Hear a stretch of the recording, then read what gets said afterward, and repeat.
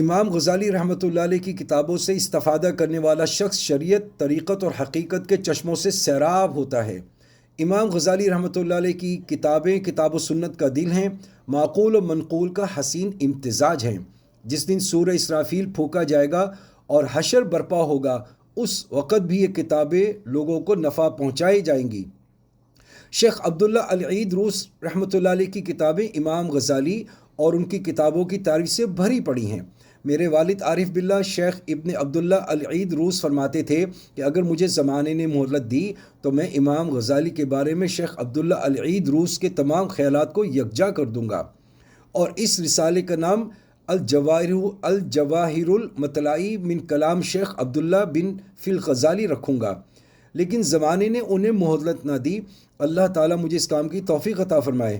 دادا محترم فرمایا کرتے تھے، اللہ تعالیٰ اس شخص کی مغفرت فرمائے جو امام غزالی سے متعلق میرے افکار اور خیالات یکجا کر دے۔ اگر مجھ سے یہ کام پایا تکمیل تک نہ ہوا تو بلا شبہ میں اپنے دادا کی اس دعا کا مستحق قرار پاؤں گا اور میرے والد کی تمنا پوری کرنے کی سعادت بھی حاصل ہوگی۔ میرے دادا کو احیاء العلوم سے اس قدر شغف تھا کہ وہ اس کے متعدد نسخے تیار کر چکے تھے اور اپنے بھائی شیخ علی کو احیاء العلوم کی قرأت پر مامور فرمایا تھا۔ چنانچہ انہوں نے اپنے دادا کے سامنے کم از کم 25 بار اس کی قرأت کی۔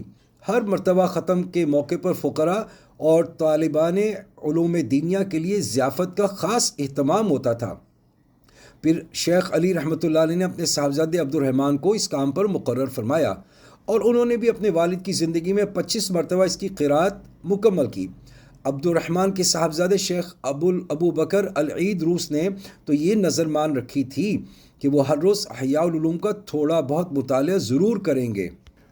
انہوں نے احیاء العلوم کے مختلف نسخے جمع کرنے کا بھی شوق تھا، چنانچہ ان کے پاس 10 نسخے جمع ہو گئے تھے۔ میرے والد کو بھی اس کی قرأت اور مطالعے کا بڑا اہتمام تھا۔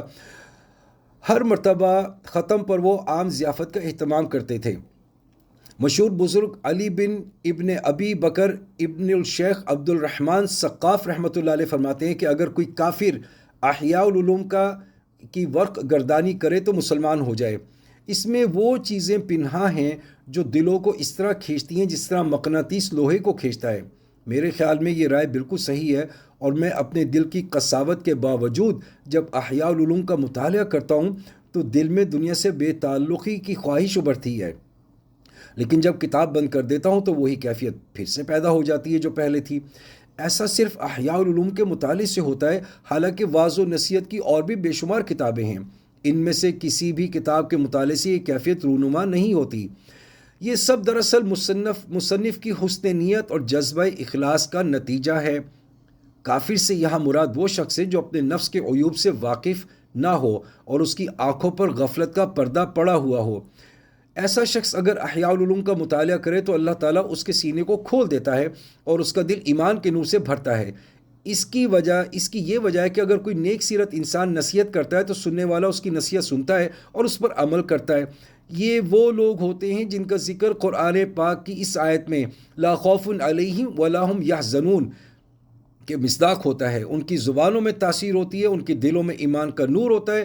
وہ قرآن کریم کی تلاوت کریں، حدیث نبوی بیان کریں یا واعظ و نصیحت کریں، ان کی ہر بات دل پر اثر کرتی ہے۔